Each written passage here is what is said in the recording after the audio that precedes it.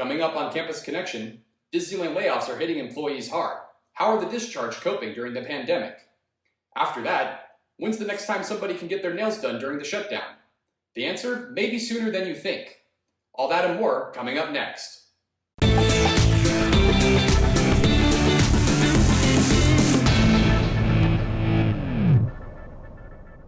Welcome to Campus Connection and thank you for joining us. My name is Trevor Gregory. Long Beach State immediately closed following the COVID-19 outbreak in the residential halls. Individuals on the Long Beach State Dirtbags baseball team are believed to be the source of the outbreak, causing 11 residential students to test positive. The Dirtbag players traveled to San Diego State University to attend a party with other students. It is believed that the players are the on-campus residents that tested positive for the virus. Long Beach State Athletic Director Andy Fee said Wednesday that the department will be considering disciplinary action for the athletes violating the coronavirus regulations. Due to the outbreak, students affected are currently quarantined at Hillside College. Fortunately, campus is expected to open this Monday. Last month, Disney announced that it would be laying off 28,000 of its employees, with many of them waiting in the dark. Here's Justin with more. Disneyland, known as the happiest place on earth. But with layoffs and closures, lately it hasn't been so cheerful. I mean, I understand why they can't open. I'm personally disappointed, but I'm okay with them not opening it. The park has been closed since March, losing $1 billion in the first few weeks and another $2 billion from April to June. Although other Disney theme parks have reopened with modifications, the state of California has ordered the theme parks to stay closed. But we don't anticipate in the immediate term any of these larger theme parks opening until we see more stability in terms of the data. Now, with no reopening in sight, Disney has made the decision to lay off 28,000 employees in their 2 U.S. locations to help try and steady that financial loss. This leaves employees at home waiting for that dreaded phone call.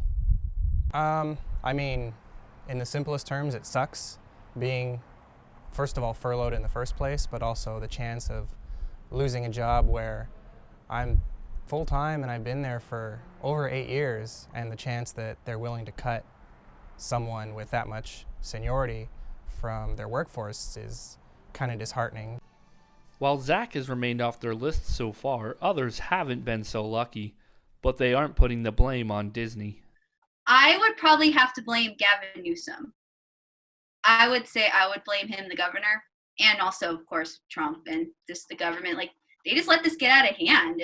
They should have found a way to snap this in the bud. I auditioned so many times to finally get this job. And once I got the call on Thursday the 1st, I was just, I got to admit, I know people may say it's cheesy, but I cried. I definitely did. I was really upset. The issue has to do with the tier in which Disneyland is located, Orange County. The state wants to see less than 1 new daily case per 100,000 residents and positive test results of less than 2%. At that rate, Disney World would still be closed. And even though the Florida theme park is open, it's not seeing its normal attendance. Justin Konjerski, Campus Connection. Most non-essential businesses have been shut down for the last 7 months. But with restrictions being lifted slowly in LA County, nail salons are making a comeback. Here's our reporter Denicia with more. The nail salons in Long Beach finally got to reopen last Thursday, of course, with limited capacity and following COVID-safe protocols. During the shutdown, Gem Nail Bar in Long Beach had to move their services outside. Now with the limited reopening of the city, the owner and customers are very excited to move indoors.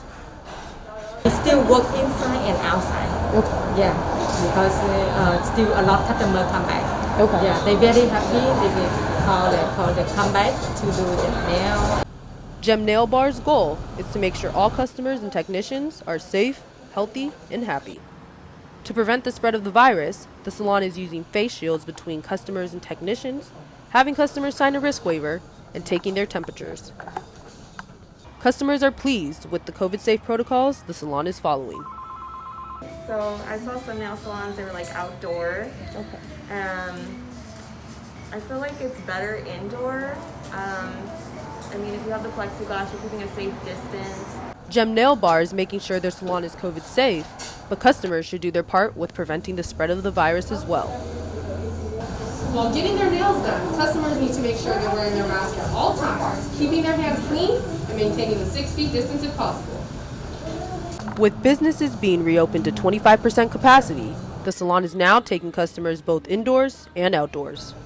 The first few days of reopening were busy for the Gem Nail Bar. The majority of the salon staff has not returned to work because they are scared of getting the virus. Still not all the tech come back because they have their own parents, they have the kids, they have the baby, they have no babysitter. But I try the best to take all of them come back. The city of Long Beach still remains in the purple tier for the state's reopening requirements. When the county's case numbers decrease, restrictions will be lifted.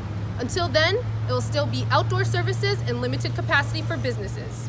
This has been Denicia Dixon reporting with Campus Connection. Thank you for joining us on Campus Connection. We'll see you next time.